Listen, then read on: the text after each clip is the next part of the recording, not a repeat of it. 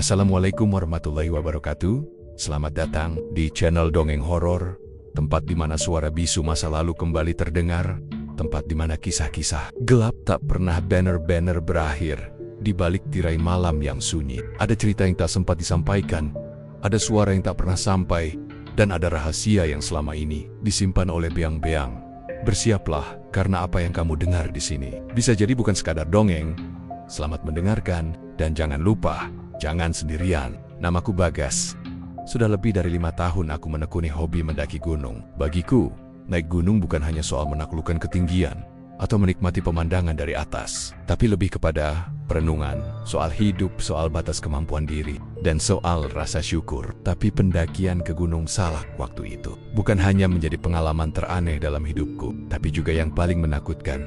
Saat itu, awal musim kemarau, udara cukup bersahabat, dan langit cerah. Aku dan 3 orang temanku Arul, Dani, dan Cika sepakat untuk mendaki Gunung Salak lewat jalur tak resmi di sisi timur. Jalur ini tidak direkomendasikan oleh banyak orang karena katanya lebih liar, lebih sepi, dan belum banyak dilewati. Tapi justru karena itu kami tertarik. Kami ingin merasakan petualangan yang lebih ekstrim. Kami berangkat dari Jakarta pukul 5 pagi. Setelah menempuh perjalanan darat sekitar 5 jam, kami tiba di kaki Gunung Salak, tepat di sebuah perkampungan kecil yang menjadi titik awal jalur tersebut. Penduduk sekitar sempat menatap kami dengan pandangan aneh saat kami menanyakan arah ke jalur itu. Seorang kakek tua sempat memperingatkan kami, "Nak, kalau mau naik dari arah timur, jangan sendiri, jangan aneh-aneh. Dan kalau tiba-tiba kabut turun, balik aja, jangan terusin. Banyak yang gak balik dari sana." Kami hanya tersenyum sopan dan mengangguk, tapi dalam hati, kami menganggapnya hanya mitos dan cerita-cerita lama yang biasa diturunkan dari generasi ke generasi untuk menakut-nakuti pendatang. Pendakian kami dimulai pukul 11 siang. Trek di awal cukup menantang, jalanan sempit, licin, dan penuh semak. Tapi udara segar dan suara alam membuat kami semangat. Sesekali kami tertawa, mengambil foto, dan bercanda seperti biasa. Hingga sore tiba, dan kabut mulai turun perlahan. Awalnya hanya kabut tipis, tapi makin lama makin pekat. Jarak pandang kami hanya tinggal beberapa meter ke depan. Suara hutan tiba-tiba senyap. Tidak ada suara burung, tidak ada suara serangga, hanya suara napas kami yang terdengar berat dan langkah kaki yang kini terasa ragu. GPS di ponselku mulai error. Kompas manual yang kubawa jarumnya berputar tidak karuan. Kami saling pandang, mulai merasa ada yang tidak beres. "Bro, ini udah jam 5, kita harus cari tempat buat ngecamp," kata Arul. Kami sepakat untuk mencari lahan datar, tapi setelah hampir 1 jam berputar-putar, kami justru semakin masuk ke dalam hutan yang terasa makin asing. Tidak ada jejak pendaki lain. Tidak ada jalur yang bisa kami kenali. Semua seperti berubah. Saat itu kabut mulai menipis, dan entah dari mana datangnya, di kejauhan, kami melihat sebuah jalan setapak yang tampak berbeda. Jalur itu lebih bersih, seperti terawat, dan dipagari pepohonan tua di kiri dan kanannya. Di ujung jalan, samar-samar terlihat atap rumah. Kami mengira itu perkampungan warga. Mungkin kami tersasar ke arah belakang sebuah desa. Perasaan lega sempat muncul. Setidaknya, pikirku, kami bisa bertanya arah atau numpang istirahat. "Wah, itu rumah warga kali ya. Kita tanya aja, siapa tahu bisa numpang nginep," kata Cika, yang sejak tadi tampak paling lelah. Tanpa pikir panjang, kami pun mengikuti jalan itu. Semakin dekat kami melangkah, suasana justru terasa semakin aneh. Pepohonan di sekitar jalur itu terlihat sangat tua, seperti tak pernah ditebang atau disentuh manusia. Akar-akarnya besar dan mencuat dari tanah. Udara terasa lebih dingin, dan meski kabut mulai hilang, cahaya matahari terasa tidak sehangat biasanya. Akhirnya kami sampai di mulut desa itu. Sebuah pemukiman kecil dengan ramai-ramai kayu berjajar rapi. Jalan utamanya beralaskan batu kali. Tidak ada kendaraan, tidak ada listrik. Tapi anehnya, desa itu terlihat bersih dan terawat. Di sana-sini ada tanaman bunga pot-pot dari tanah liat, dan perabot rumah sederhana yang tertata rapi. Lalu muncullah seorang pria paruh baya dari balik salah satu rumah. Wajahnya bersih, tenang, dan ia tersenyum ramah pada kami. Kami tanpa terlihat kaget atau heran. "Selamat datang. Kalian pasti lelah. Mari, silakan istirahat dulu di rumah kepala desa," ucapnya. Kami saling pandang, agak ragu, tapi melihat keramahan pria itu dan betapa nyamannya desa tersebut, kami mengikuti. Dalam hati aku merasa ada yang aneh. Tapi saat itu rasa capek dan senang menemukan perkampungan mengalahkan semuanya.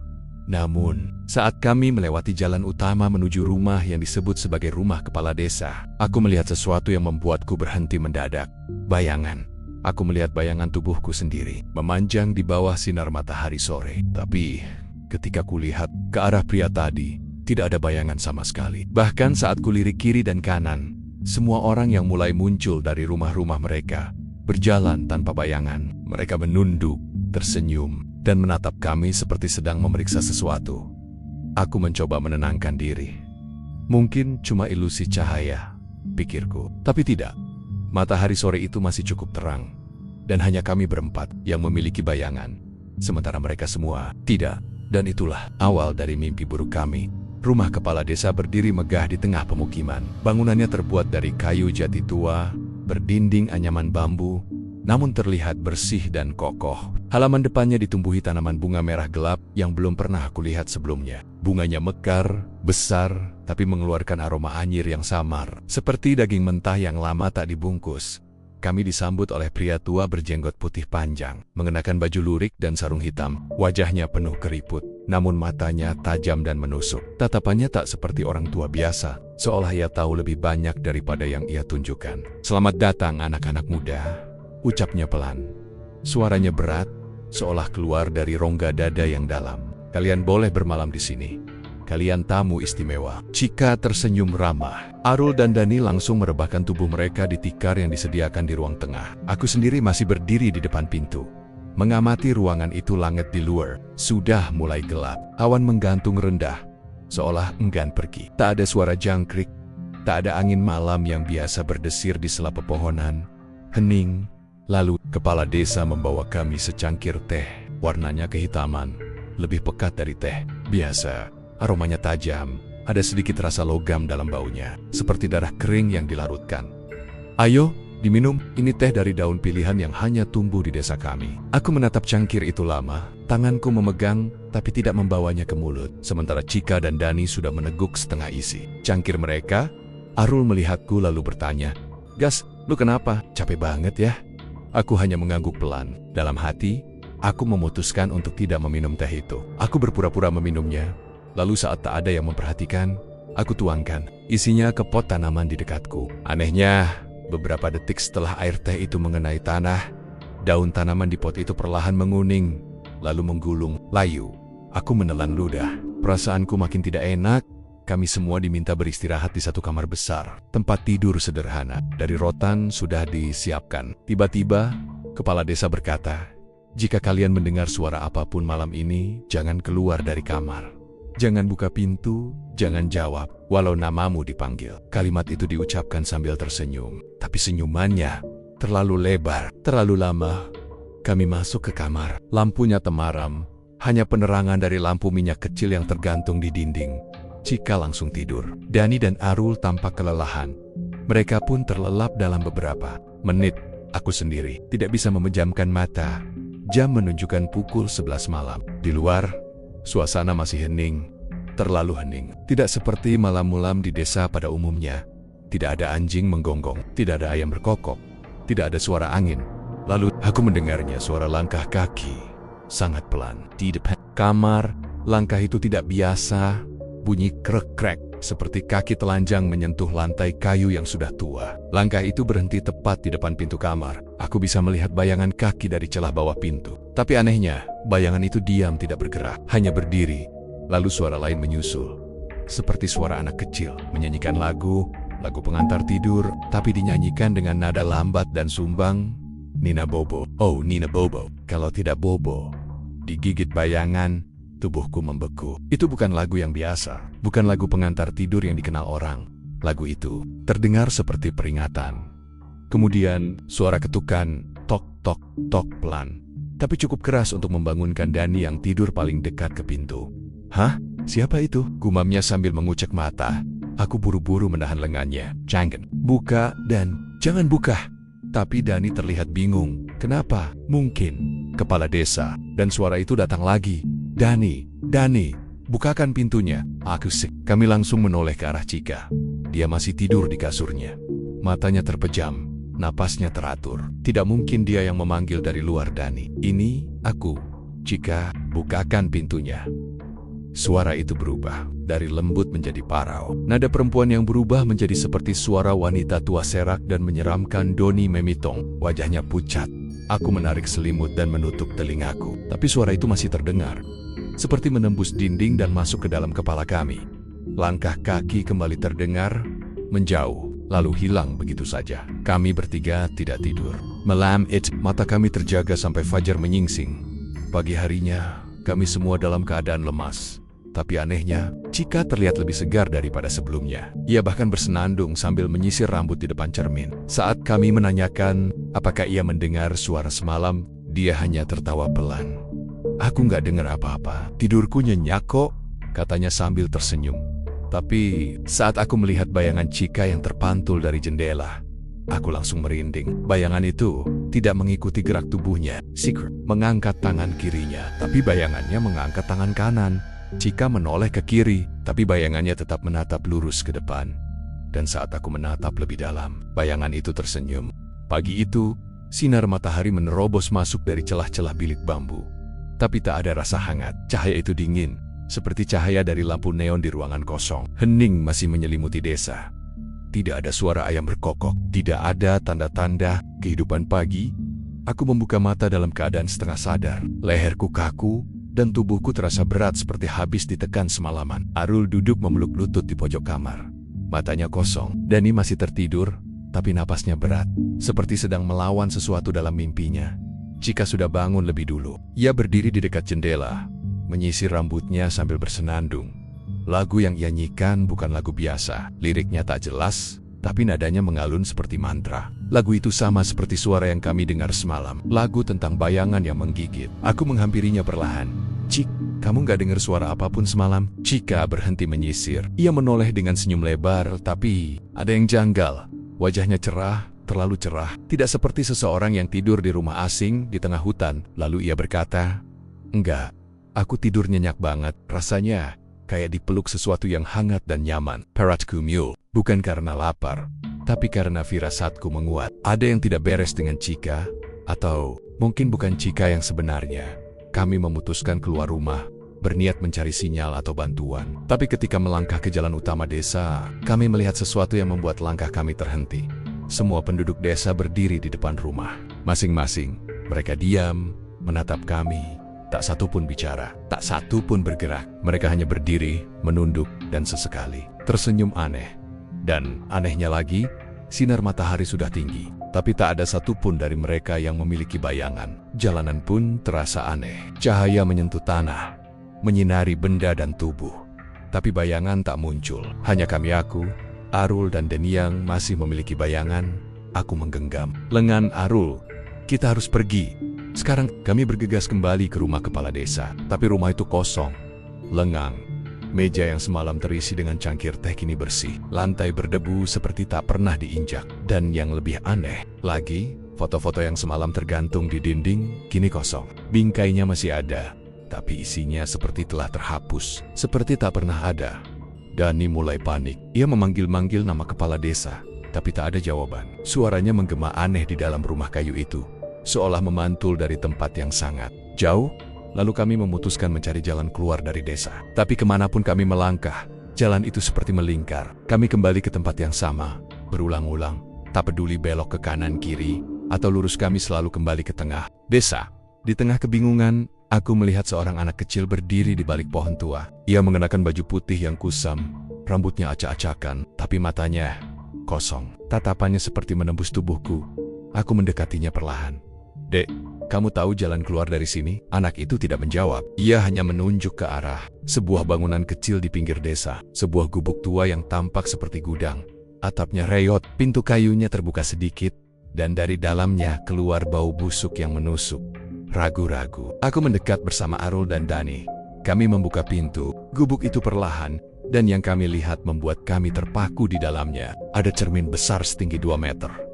Tapi bukan cermin biasa. Permukaannya gelap seperti air diam. Tidak memantulkan bayangan kami, hanya memperlihatkan kegelapan. Dan di sebelah cermin itu ada susunan baju. Baju itu milik Chika, persis seperti yang ia pakai kemarin. Tapi kini tergantung rapi di gantungan rotan, dengan bercak darah di bagian leher. Dan di bawahnya Ada tumpukan rambut panjang yang seperti baru dipotong paksa. Kami langsung mundur. Dadaku sesak, tanganku gemetar. Aku menoleh ke Dani, lalu berkata pelan, "Cika, yang tidur sama kita tadi malam, bukan Cika." Arul memukul tembok dengan marah. Dani terduduk lemas. Suara desiran angin mulai terdengar, tapi bukan angin biasa. Itu seperti bisikan. 1000 suara berdesakan dalam satu ruang sempit, mendesis bersama-sama, memanggil nama-nama kami. Kami keluar dari gubuk dan melihat Cika berdiri di tengah jalan desa. Senyumannya lebih lebar dari biasanya. Mata hitamnya kosong, dan yang paling membuat jantungku nyaris berhenti. Kini, ia juga tidak memiliki bayangan. Hari itu kami sadar, desa ini tidak hanya terisolasi secara fisik, tapi terputus dari waktu, dari logika, dari kenyataan. Tempat ini bukan desa biasa. Ini adalah ruang antara hidup dan mati. Sebuah tempat di mana bayangan adalah harga yang harus dibayar untuk bertahan. Kami belum tahu bagaimana caranya keluar. Tapi satu hal pasti, jika kamu melihat seseorang yang kau kenal tanpa bayangan, jangan percaya dia. Jangan bicara padanya, dan jangan pernah membelakangi dia. Setelah melihat Cika berdiri di tengah jalan desa dengan wajah pucat dan senyum yang tak wajar dan terlebih lagi, tanpa bayangan kami bertiga tidak bisa menahan diri. Sesuatu di dalam diri kami menjerit untuk segera pergi, lari, sebelum segalanya. Terlambat, aku, Arul, dan Denny langsung memutar badan dan berlari menuju arah masuk desa, tempat kami pertama kali datang kemarin. Jalan setapak itu masih ada, tampak seperti membawa kami kembali keluar hutan. Tapi entah kenapa, setiap kali kami berlari beberapa ratus meter, jalan itu tiba-tiba bercabang, lalu bercabang lagi, dan akhirnya membawa kami ke sebuah tempat terbuka dengan pohon besar yang menjulang. Kami berdiri terengah-engah, napas bak dan kepala berdenyut karena kelelahan dan ketakutan. Di sekeliling kami hanyalah pepohonan tinggi dengan akar-akar menjulur seperti tangan raksasa dari dalam tanah. Tak ada suara selain detak jantung kami yang berdentum di telinga. Ini tempat yang sama kayak tadi. Arul berucap pelan, wajahnya pucat. Kita kembali lagi.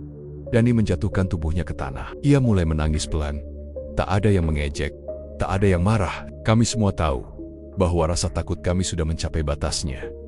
Tiba-tiba, terdengar suara langkah kaki di antara semak-semak. Pelan, tapi jelas, seperti kaki yang menyeret, menginjak dedaunan kering satu persatu. Suara itu datang dari segala arah. Dari depan, dari samping, dari belakang. Aku memalingkan wajahku. Dan di balik salah satu pohon, kulihat mereka. Para penduduk desa berjalan perlahan ke arah kami.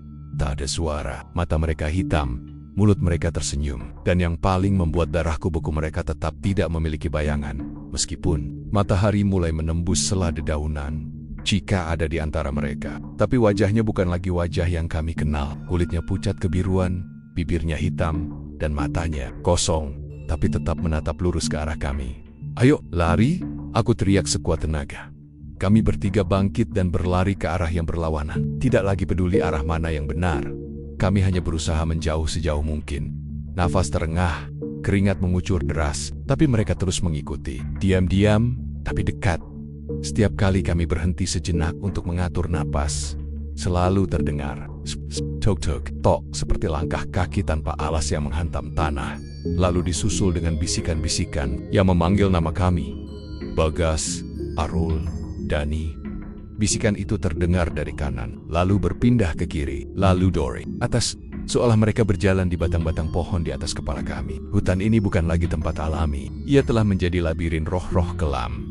Arul tersandung akar pohon dan terjatuh. Saat aku hendak membantunya, aku menoleh ke belakang, dan kulihat mereka berdiri di kejauhan.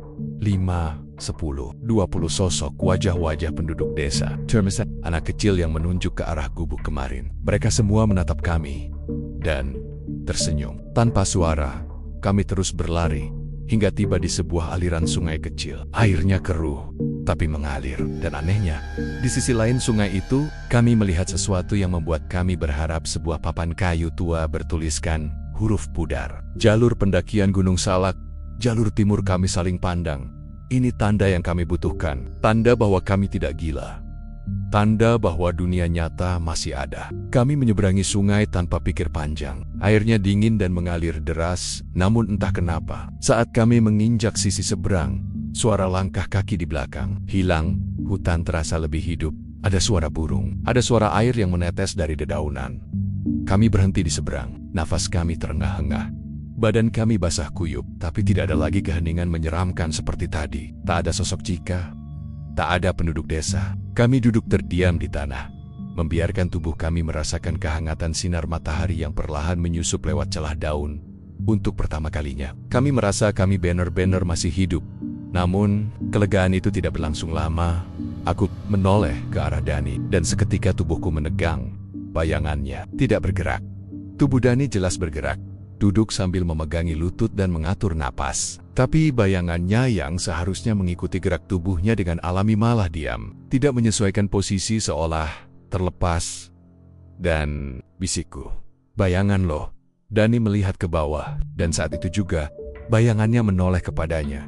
Wajahnya membentuk senyum. Senyum lebar, senyum yang sama seperti penduduk desa. Arul menjerit, lalu berdiri dan mundur. Kami semua tahu, Dani bukan lagi Dani.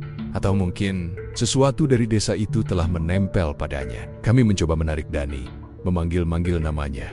Tapi ia hanya menatap kosong ke arah kami. Lalu, perlahan, ia berdiri dan berkata dengan suara yang sangat pelan, "Kalian pikir bisa pergi begitu saja?" Hari itu, kami menyadari satu hal. Desa itu bukan sekadar tempat yang tersembunyi. Ia hidup, ia memilih siapa yang boleh keluar dan siapa yang harus tinggal. Dan lebih menakutkan dari apapun adalah ketika mereka yang kita bawa pulang bukan lagi manusia sepenuhnya. Jika kamu mendaki Gunung Salak dan melihat jalur yang tidak ada di peta, tolong jangan ikuti, karena tak semua yang tersesat akan kembali. Dan tak semua yang kembali adalah manusia. Hari itu langit mendung, angin bertiup pelan, membawa aroma basah dari dedaunan hutan Gunung Salak yang baru saja diguyur gerimis. Kami bertiga, aku, Arul dan Dani akhirnya berhasil keluar dari wilayah aneh itu. Atau setidaknya itulah yang kami kira setelah menemukan papan petunjuk jalur pendakian. Kami mengikuti jalur tanah berlumut ke bawah. Kaki kami gemetar, bukan hanya karena lelah, tapi juga karena kecemasan yang tak kunjung reda. Selama perjalanan turun, kami hampir tak bicara. Semua sibuk dengan pikirannya masing-masing. Tapi satu hal tidak berubah sejak kami meninggalkan desa. Itu rasa diawasi. Setiap langkah terasa berat. Setiap ranting yang patah terdengar terlalu keras. Setiap suara serangga terdengar seperti bisikan. Kami tidak tahu apakah kami benar-benar sudah bebas, atau hanya berpindah ke bagian lain dari jebakan yang lebih besar. Aku terus melirik Dani dari ekor mataku. Sejak kejadian di tepi sungai saat bayangannya terlihat menoleh balik kepadanya, Dani jadi pendiam. Wajahnya kosong, tatapannya kosong. Bahkan saat kami sempat berhenti untuk minum, ia hanya duduk tanpa suara, menatap tanah, yang membuatku semakin gelisah. Bayangannya tetap diam, tak bergerak mengikuti posisi tubuhnya. Aku tahu, kami tidak bisa membicarakan itu sekarang. Belum, tapi firasatku berkata, sesuatu dari desa itu masih bersamanya. 2 jam perjalanan kemudian, kami tiba di sebuah pondok peristirahatan kecil milik penduduk lokal. Seorang pria tua bernama Pak Dirman menyambut kami. Ia tampak terkejut melihat kondisi kami yang kotor, lelah, dan pucat. Tapi lebih terkejut lagi saat kami mengatakan bahwa kami datang dari jalur timur. Jalur itu sudah ditutup sejak lama, Nak. Sudah puluhan tahun tidak ada yang lewat sana. Banyak yang hilang, banyak yang gak pernah balik, katanya sambil menyuguhkan teh hangat. Aku memberanikan diri menceritakan apa yang kami alami. Tentang desa itu, tentang penduduk yang tak punya bayangan, tentang sosok Cika, tentang bagaimana Dani mulai berubah. Pak Dirman diam lama, wajahnya menegang. Ia lalu berdiri, berjalan ke dalam rumahnya, dan kembali membawa sebuah kotak kayu tua. Dari dalamnya, ia mengeluarkan tumpukan kertas usang, foto-foto tua, dan sebuah artikel koran kuno yang sobek di bagian bawah. Di sana tertulis, tahun 1972, satu desa di lereng Gunung Salak dilaporkan lenyap misterius. Warga sekitar menyebutnya Desa Pagarwangi. Seluruh penghuninya hilang tanpa jejak dalam. Satu malam, hanya tersisa pakaian dan perabotan rumah. Tidak ada jenazah, tidak ada suara. Sebagian warga percaya mereka tidak mati, tapi terjebak di antara dunia. Aku menggigil. Nama desa itu Pagarwangi. Aku tak pernah mendengarnya sebelumnya. Tapi wajah-wajah di foto itu mirip dengan mereka yang kami temui. Senyuman mereka, tatapan kosong mereka, semuanya desa itu dihancurkan pemerintah karena dituduh menyembunyikan sekte pemuja bayangan. Lanjut Pak Dirman. Katanya, Mereka menyembah sosok yang disebut sebagai bayang ibu, entitas yang tinggal di balik cermin. Mereka percaya bahwa dunia ini bukan dunia nyata, dan bayangan adalah bentuk asli manusia. Mereka ingin hidup tanpa batas, tanpa waktu, tanpa kematian. Aku dan Arul saling pandang. Nafas kami tercekat. Mereka melakukan ritual penghilangan bayangan sebagai simbol. Mereka tak lagi terikat dunia, tapi sejak itu mereka Tapi roh mereka belum pergi. Suara Pak Dirman melemah. Matanya menatap Dani. Dan kalau kalian membawa seseorang yang kehilangan bayangannya ke dunia nyata. Kalimat itu terputus. Dani, yang sejak tadi diam, kini berdiri perlahan. Ia tersenyum tipis. Dan untuk pertama kalinya sejak turun gunung, ia bicara. Bukan dia yang kalian bawa pulang. Ruangan langsung jadi dingin. Pak Dirman mundur. Wajahnya pucat pasi. Deni, orang yang dulu kami kenal sebagai Deni, menunduk. Sebentar lalu menggangkat wajahnya dengan tatapan kosong. Bayangannya mulai bergerak sendiri. Ia melangkah pelan ke sudut ruangan, lalu menatap cermin kecil di dinding rumah Pak Dirman. Di sana bayangannya tidak mengikuti, melainkan menatap ke arah kami dengan senyum yang mengembang perlahan. Lalu Deni berbisik, "Jika bilang kalian akan datang." Aku langsung berdiri dan menarik Arul. Pak Dirman dengan gemetar meraih kendi air dan membaca doa pelan. Tapi Deni atau siapapun yang menempati tubuhnya sudah menoleh ke kami dan mengangkat tangannya, menunjuk ke arahku. "Kamu." Selanjutnya, kami kabur dari rumah itu. Aku dan Arul berlari sekuat tenaga. Aku tak tahu apa yang terjadi pada Pak Dirman. Kami hanya tahu satu hal. Kami telah membawa kutukan keluar dari hutan, membawa roh yang tak punya tempat pulang. Dan sekarang, ia ingin tinggal di tubuh manusia. Aku dan Arul bersembunyi di rumah warga selama 3 hari, lalu pulang ke Jakarta. Tapi sejak saat itu, hidup kami tak pernah normal. Dani menghilang tanpa jejak, rumahnya kosong, teleponnya tidak aktif. Tapi sesekali aku melihat sosoknya dari kejauhan, di halte, di peron, stasiun. Di balik kaca jendela bus, selalu berdiam, selalu menatap ke arahku.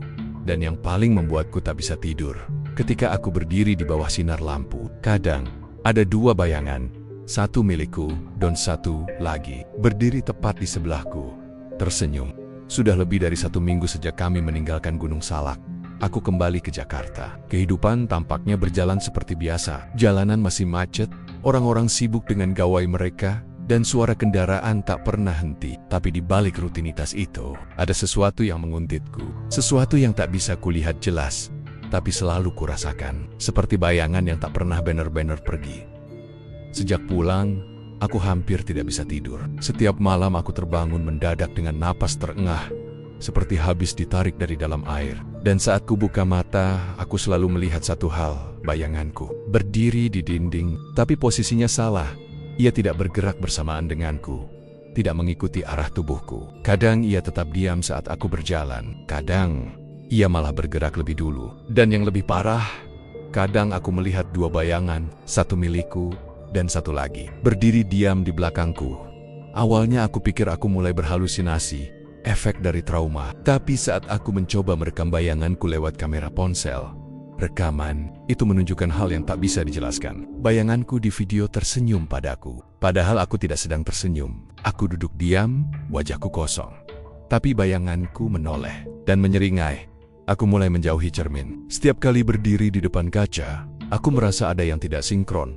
Aku angkat tangan kanan, refleksinya ikut, tapi dengan gerakan yang terlalu lambat, terlalu halus. Seolah ia sedang meniruku, bukan mencerminkanku. Satu malam, aku memberanikan diri membuka kembali berkas berita lama yang aku ambil dari rumah Pak Dirman. Di sana ada potongan informasi yang terlewat. Pemuja bayangan percaya bahwa roh yang berhasil menanggalkan bayangannya akan hidup abadi, selamanya mengintai dunia manusia untuk menemukan tubuh baru yang bisa mereka huni. Melalui media cermin, atau melalui bayangan manusia hidup. Aku menelan ludah. Kata-kata itu menancap kuat dalam pikiranku. Selama ini aku kira kami lolos dari desa itu. Tapi kenyataannya, kutukan itu ikut keluar bersama kami. Bukan hanya lewat Dani, tapi lewat apa yang menempel pada bayangan kami. Arul juga mulai menunjukkan keanehan. Ia sempat menghubungiku lewat telepon. Suaranya gemetar, panik. Ia bilang setiap malam ada ketukan di jendela kamarnya. Tapi saat ia mengintip, tak ada siapa-siapa. Hanya bayangannya sendiri, tertempel di kaca. Berbalik menghadap ke dalam kamar, Gue udah coba matiin lampu, gas, katanya. Tapi bayangan itu masih ada. Di jendela berdiri sambil nunduk, padahal kamar gelap total. Beberapa hari kemudian, Arul hilang. Nomornya tak bisa dihubungi. Orang tuanya bilang ia tidak pulang sejak 2 malam lalu. Aku tahu dia sudah diambil. Dan sekarang aku tinggal sendiri. Malam itu, aku tidur di ruang tamu. Sengaja kuhidupkan semua lampu. Tapi cahaya hanya membuat bayangan makin jelas. Jam menunjukkan jam 2:13 dini hari. Dan tiba-tiba, lampu ruanganku padam sendiri. Gelap total. Lalu, suara itu datang tok-tok-tok. Suara langkah kaki pelan. Seperti menyapu lantai, aku membeku, tidak berani bergerak, hanya bisa mendengar suara itu semakin dekat. Dan kemudian, suara bisikan, bayanganmu bukan milikmu lagi. Aku menoleh perlahan, dan di sana di tembok ruang tamu aku melihat bayanganku sendiri. Tapi ada 2 kepala, satu kepala menghadap ke depan, dan satu lagi menyembul di sisi bayangan, menoleh padaku dengan bentuk senyum yang panjang dan aneh. Seperti mulut yang dipaksa terbuka lebih lebar dari seharusnya. Aku melompat bangkit dan menyalakan senter dari ponsel. Cahaya menyorot ke tembok. Tapi bayangan itu tetap ada. Seharusnya, saat cahaya berpindah arah, bayangan juga berpindah. Tapi tidak. Ia diam di sana menatapku, menyeringai. Dan kemudian, ia mulai bergerak sendiri. Tangannya terangkat pelan, lalu menanjuk ke arah cermin yang tergantung di dinding belakangku. Aku menoleh. Di dalam cermin itu, aku tak melihat pantulan diriku. Yang kulihat adalah diri lain. Sama persis, tapi dengan mata hitam legam dan kulit pucat kebiruan. Ia mengangkat tangannya, menempelkan telapak ke permukaan cermin. Dan perlahan-lahan, dari balik permukaan kaca, tangannya menembus keluar. Aku mundur, jatuh terjerembab ke lantai. Nafasku tercekat, tubuhku menggigil. Dan saat sosok itu hampir keluar sepenuhnya dari balik cermin, aku teringat pada doa-doa yang sering diajarkan ibuku semasa kecil. Aku mulai membaca dengan lantang, meski bibirku gemetar dan pikiranku kacau. Sosok itu berhenti, tangannya masih menggantung setengah jalan. Matanya menatapku tajam, lalu ia mengeluarkan suara. Kamu selamat kali ini, tapi bayanganmu sudah milikku. Kau tak akan pernah bisa lepas dariku. Lalu tubuhnya menghilang dalam kilatan cahaya singkat. Cermin itu retak, dan seluruh lampu di rumahku menyala kembali, seperti tak pernah padam. Aku terduduk lama, seluruh tubuhku berkeringat, tapi bayanganku masih ada di dinding, diam, tak bergerak, seolah menungguku lengah sejak malam itu. Aku hidup dalam ketakutan, tak ada tempat yang aman. Aku pindah ke kos baru, membuang semua cermin, menutup jendela dengan kain hitam. Tapi tetap, bayangan itu selalu mengikutiku. Kadang muncul di pantulan kaca mobil, kadang di tembok tangga, kadang di layar laptop yang mati. Ia tak pergi. Ia hanya bersembunyi, menunggu saat aku tidur, menunggu saat aku berhenti melawan, menunggu untuk mengambil tubuhku sepenuhnya. Dan jika suatu hari aku benar-benar hilang, kepada siapapun yang menemukan catatan ini, tolong jangan percayai siapapun yang tak memiliki bayangan. Dan kalau kau melihat seseorang yang tampak sepertiku, berdiri di kejauhan, ceklah bayangannya. Kalau ia tersenyum tanpa alasan, lari sebelum dia mengambilmu juga. Sudah 2 minggu sejak malam itu. Sejak sosok dari dalam cermin mencoba keluar dan mengambil tubuhku. Setiap hari, aku hidup dalam paranoia. Aku menutup semua jendela dengan kain hitam tebal. Semua cermin di rumah aku pecahkan. Pocket lamp, televisi dan laptop kututup dengan karton. Aku hidup dalam cahaya temaram, seperti seseorang yang mencoba lari dari bayangannya sendiri. Tapi tetap saja, bayangan itu tidak pergi. Aku mencoba kembali ke rutinitas. Makan, mandi, tidur. Tapi segalanya terasa bukan milikku. Seperti ada yang mengintip dari balik dinding, dari bawah tempat tidur, dari sudut-sudut gelap yang bahkan lampu pun enggan menyentuhnya. Setiap kali aku membuka mata setelah tidur, aku langsung menoleh ke dinding. Dan di sana, selalu ada bayangan yang salah. Entah posisinya tak sesuai, entah bentuknya terlalu tinggi, atau tersenyum. Aku tak tahan lagi. Aku butuh jawaban, aku butuh penjelasan. Aku butuh jalan keluar sebelum kewarasanku benar-benar hilang. Akhirnya aku nekat kembali ke kaki Gunung Salak, ke rumah Pak Dirman. Tapi sesampainya di sana, rumah itu sudah kosong, dipenuhi dedaunan kering dan jaring laba-laba. Tetangga di sekitar bilang Pak Dirman hilang sejak 3 hari setelah kami pergi. Ia sempat mengeluh soal suara-suara dari cermin. Lalu suatu malam, ia masuk ke kamarnya dan tidak pernah keluar lagi. Saat polisi datang, Mereka hanya menemukan pecahan kaca di lantai dan sebuah kata yang ditulis di dinding dengan darah. Biayanganku bukan milikku lagi. Aku gemetar saat membaca itu. Hanya ada satu tempat yang bisa memberikan jawaban. Desa itu. Pagarwangi, aku harus kembali ke sana. Aku mendaki sendirian. Jalur menuju desa itu masih samar, tapi langkah kakiku terasa seperti ditarik oleh sesuatu yang tak terlihat. Ini mungkin gila, tapi aku merasa jika aku tidak mengakhiri ini sekarang, maka aku akan kehilangan diriku selamanya. Udara semakin dingin, langit menggelap, padahal baru pukul 3 sore. Hutan mulai sunyi. Tak ada suara burung, pada angin, hanya hening. Akhirnya aku sampai di gerbang tak kasat mata itu. Sebuah batas tak terlihat. Begitu aku melewatinya, semua terasa berbeda. Desa Pagarwangi masih seperti dulu. Lengang, diam, mati. Tapi anehnya, saat aku melangkah masuk, penduduk desa mulai muncul. Mereka berdiri di depan rumah masing-masing, tersenyum, menatapku tanpa kata. Tak satu pun bergerak, hanya diam, dengan mata kosong dan kulit pucat keabuan. Dan seperti sebelumnya, tak satu pun dari mereka memiliki bayangan aku Milangka. Ke tengah desa, jantungku berdetak cepat, tapi kakiku tetap melangkah, seperti ada yang menuntunku. Di tengah desa, ada bangunan baru.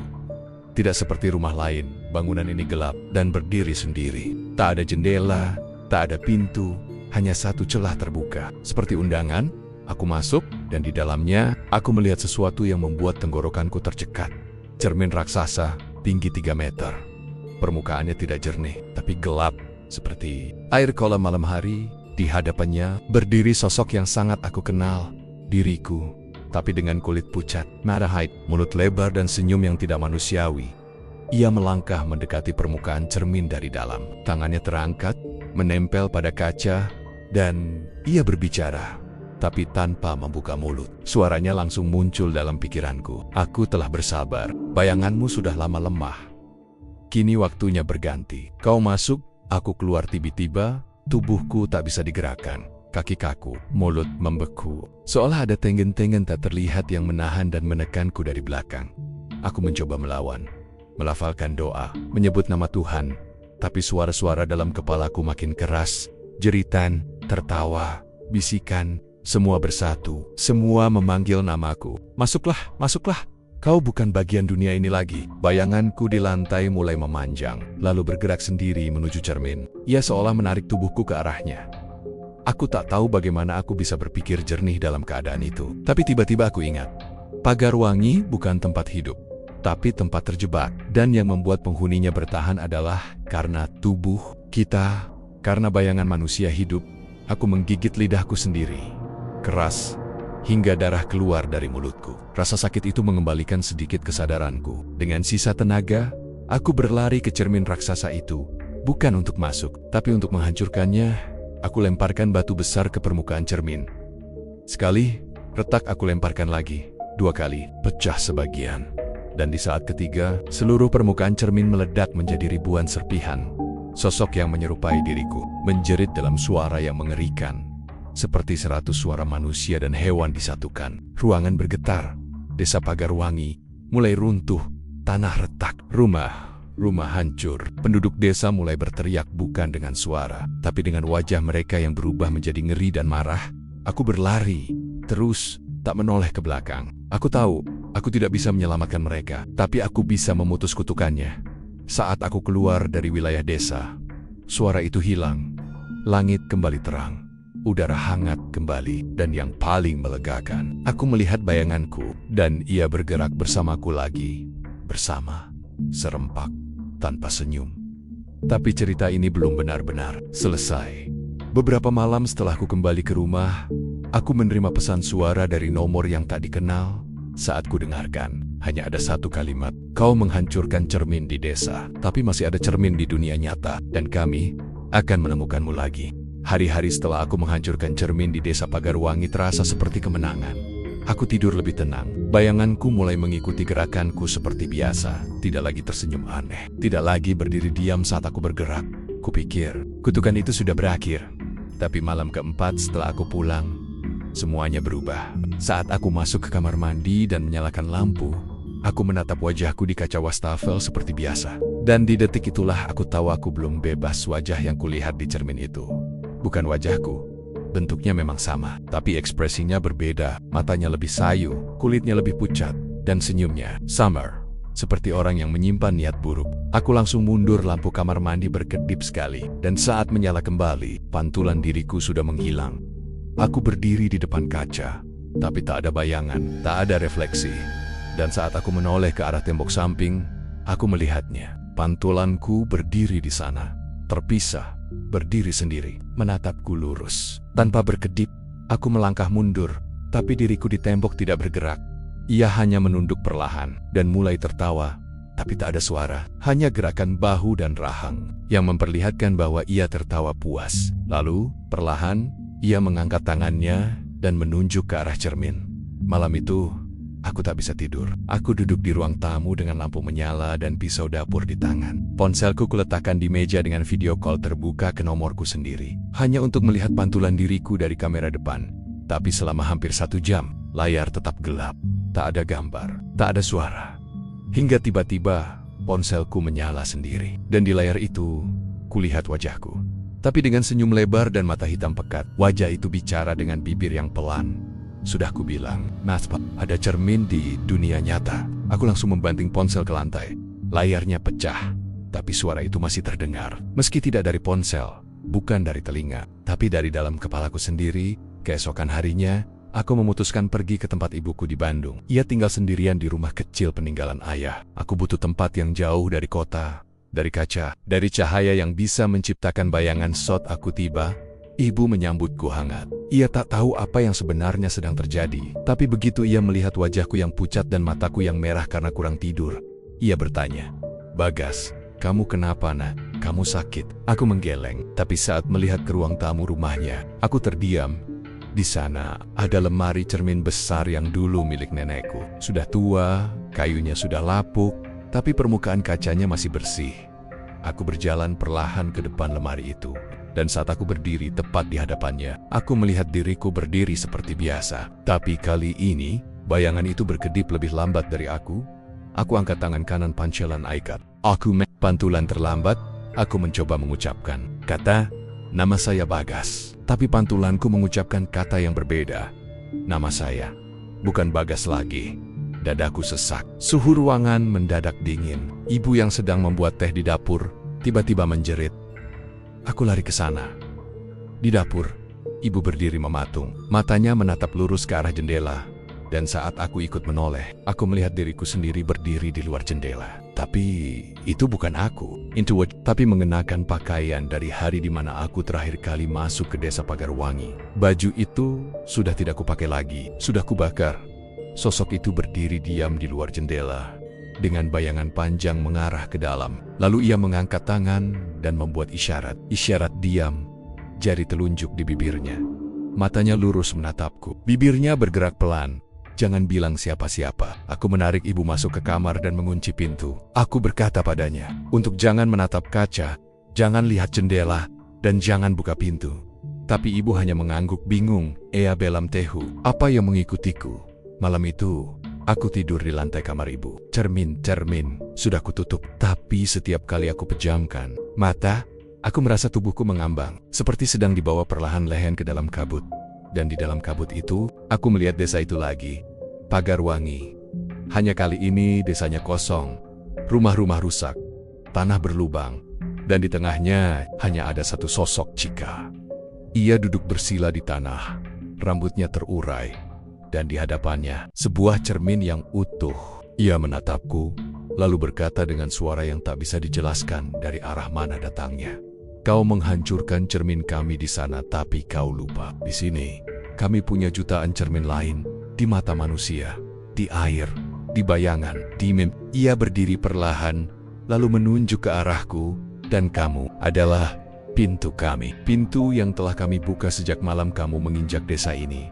Aku terbangun mendadak, napas terengah, tubuh berkeringat, tapi saat menoleh ke tembok, bayanganku sendiri sedang duduk.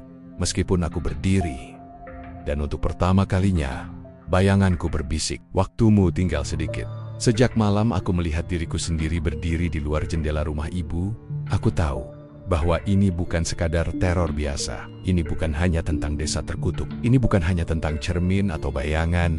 Ini tentang sesuatu yang lebih tua dari cahaya, lebih gelap dari malam, dan lebih dekat dari yang kita sadari. Bayangan, hari berikutnya, aku memutuskan untuk kembali ke Jakarta. Bukan karena tempat itu lebih aman, justru sebaliknya. Tapi aku merasa mereka memang mengikutiku kemanapun. Ke kota, ke desa, ke hutan, semua sama saja. Yang mereka incar bukan tempatku berdiri, tapi siapa aku. Ibu sempat menahanku. Khawatir melihat mataku yang cekung, wajahku yang semakin tirus, dan cara bicaraku yang makin pelan. Tapi aku tidak bisa tinggal lebih lama. Aku akan menyeretnya ikut dalam kutukan ini. Dalam perjalanan kembali, aku duduk di kursi belakang mobil travel. Langit mendung, kabut turun perlahan. Jalanan sepi. Aku memejamkan mata sejenak, berharap bisa beristirahat. Tapi saat aku membuka mata, aku tak berada di mobil. Aku berada di sebuah ruangan penuh bayangan.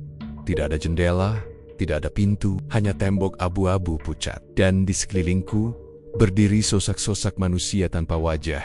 Tak ada mata, tak ada mulut. Hanya kulit halus, dan dari tubuh mereka bayangan panjang memancar ke segala arah, saling menyilang di lantai seperti benang kusut.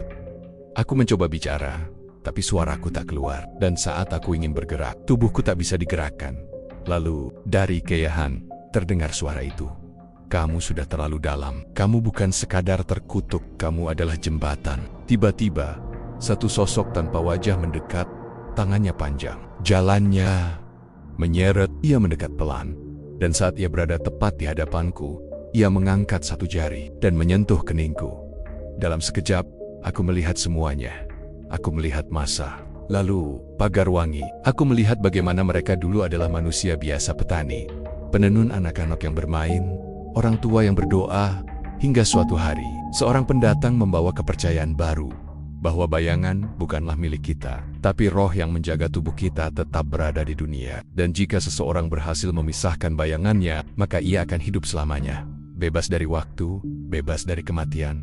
Ritual dilakukan, waktu demi waktu. Dan satu persatu, penduduk desa berhasil melepaskan bayangan mereka. Mereka menjadi bersih. Tapi mereka tak sadar bahwa bayangan yang ditanggalkan tidak menghilang. Mereka hanya menunggu dan tumbuh semakin kuat, menjadi makhluk-makhluk kelam yang tidak bisa kembali, kecuali jika mereka menempel pada bayangan manusia baru. Aku tersentak, terbangun di dalam mobil. Supir travel menatapku lewat kaca spion. Mas, nggak apa-apa. Tadi teriak-teriak sendiri, katanya. Aku mengangguk lemas, tapi saat kulirik ke jendela, aku melihat bayanganku bergerak sendiri di luar. Ia sedang berjalan pelan, mengiringi mobil yang melaju, langkahnya tidak terburu-buru. Seolah tahu bahwa cepat atau lambat, aku akan kehabisan waktu. Sesampainya di kos, aku mengunci semua pintu dan duduk dalam gelap. Aku tak mau melihat bayangan. Aku tak mau membuka cermin, tapi suara-suara itu kembali. Mereka kini berbicara langsung dari dalam pikiranku. Kami tak bisa kembali ke desa. Kami butuh tubuh, kami butuh cahaya untuk menciptakan bayangan. Dan kamu adalah jembatan pertama yang berhasil kembali membawa kami ke dunia. Aku berteriak, memukul kepalaku sendiri, mencoba mengusir suara itu, tapi semakin aku melawan, semakin mereka kuat. Malam itu aku bermimpi aneh, tapi terasa sangat nyata. Aku berada di sebuah gedung tinggi, penuh dengan kaca. Di setiap kakak, ada pantulan diriku, tapi semuanya berbeda. Ada yang menangis, ada yang menjerit, ada yang menggeliat seperti kesurupan, ada yang tertawa histeris.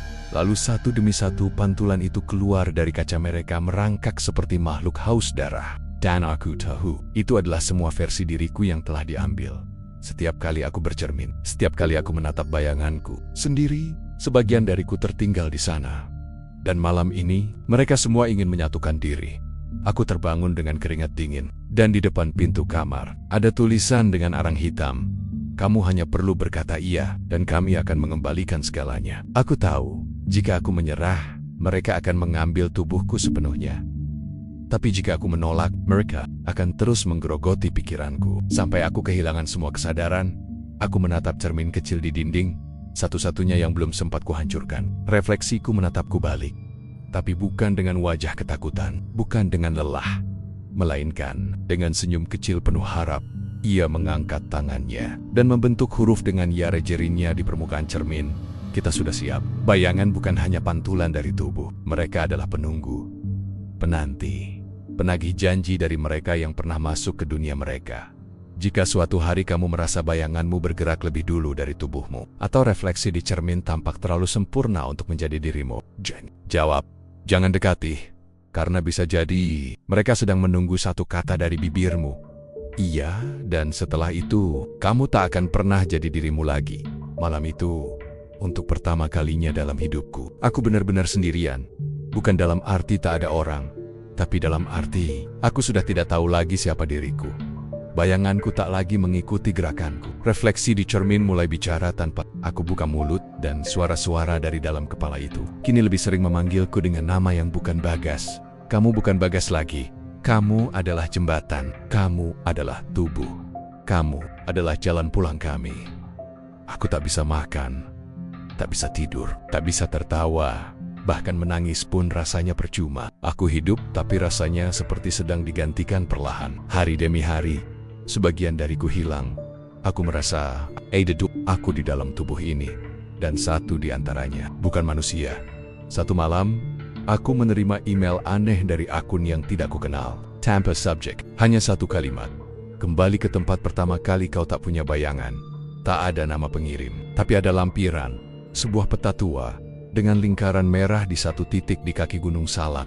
Titik itu bukan desa Pagarwangi, tapi sebuah telaga kecil di tengah hutan. Namanya tak tercatat di peta modern. Entah mengapa aku merasa ini adalah akhir. Bukan akhir dari cerita, tapi akhir dari aku yang selama ini mengenali dirinya sebagai manusia. Aku menyiapkan satu tas kecil, air minum, senter, korek api, dan satu cermin kecil bulat. Cermin itu kupakai sebagai pengingat bahwa aku masih punya bayangan, masih bisa melihat siapa aku sebenarnya. Dan kalau suatu saat cermin itu tak lagi menunjukkan wajahku, berarti aku sudah kalah. Perjalanan ke telaga itu memakan waktu hampir 2 jam jalan kaki melewati hutan lebat, udara lembab, langit kelabu. Dan seperti sebelumnya, semakin dalam aku masuk ke hutan, semakin hening dunia di sekitarku. Tak ada burung, tak ada angin, hanya suara langkahku dan suara-suara kecil dari balik bayangan pohon. Kadang terdengar bisikan, kadang suara tawa pelan, dan kadang suara ibuku memanggil. Tapi aku tahu itu bukan ibu, itu mereka yang di antara bayangan yang sedang menungguku menyerah. Akhirnya aku tiba di tepi telaga. Airnya hitam pekat, tak ada pantulan, tak ada riak, seolah bukan air, tapi pintu ke dunia lain. Dan di seberang telaga itu, aku melihat sebuah bangunan kayu kecil, nyaris roboh. Di depannya berdiri satu sosok Dani. Ia tersenyum, tapi bukan senyum temanku dulu. Itu senyum dari wajah yang telah dipakai terlalu lama oleh sesuatu yang bukan manusia. Ia menatapku dan berkata dengan suara yang datar dan hampa, "Akhirnya kamu datang, kami sudah menunggu. Sudah terlalu lama." Aku ingin marah, ingin menjerit, tapi tubuhku malah melangkah pelan ke arahnya. Seolah ada tali tak terlihat yang menarikku menuju telaga. Saat aku menatap airnya, aku sadar, aku tak melihat bayanganku sendiri. Tidak ada refleksi, tidak ada pantulan langit, hanya kegelapan. Dan dari dalam air, perlahan muncul sosok Cika. Ia berjalan di permukaan telaga, seperti air itu padat. Rambutnya panjang terurai, matanya hitam penuh. Dan di belakangnya, puluhan sosok lain. Mereka yang telah kehilangan bayangan mereka, mereka yang dulu penghuni, pegut, dan kini hanya roh tanpa bentuk. Haus akan tubuh baru. Cika berhenti di hadapanku, tersenyum kecil. "Kami sudah mencoba halus, tapi kamu keras kepala. Jadi Sekerong, kami akan mengambilmu sepenuhnya." Tiba-tiba, tubuhku terdorong ke belakang, kakiku tak bisa bergerak. Angin dingin menabrakku dari segala arah. Bengkak, berdiri sendiri di tanah, dengan kedua mata hitam menyala. Ia mulai menyeret tubuhku ke telaga. Aku teringat cermin kecil di sakuku. Dengan tangan gemetar aku mengeluarkannya, dan saat kulihat ke permukaannya, wajahku sudah tak ada. Yang kulihat adalah wajah Cika di dalam cermin, tersenyum, menunggu. Aku nyaris kehilangan harapan. Tapi entah dari mana aku teringat pada Pak Dirman. Pada kata-katanya malam itu, "Kalau kau membawa sesuatu yang tidak seharusnya, kau juga bisa mengirimnya kembali." Dengan sisa tenaga, aku lemparkan cermin itu ke telaga. Air langsung beriak keras, angin berhenti. Sosok-sosok bayangan menjerit dalam suara yang menyayat telinga dan merobek isi kepala. Cermin itu tenggelam perlahan, dan sebelum ia benar-benar hilang, Aku melihat bayangan terakhir wajahku. Tersenyum, tapi bukan senyum teror. Senyum lega, seluruh telaga bergetar, bangunan di seberangnya runtuh. Danny jatuh ke tanah, dan tubuhnya mengeluarkan asap hitam seperti bayangan yang terbakar dari dalam.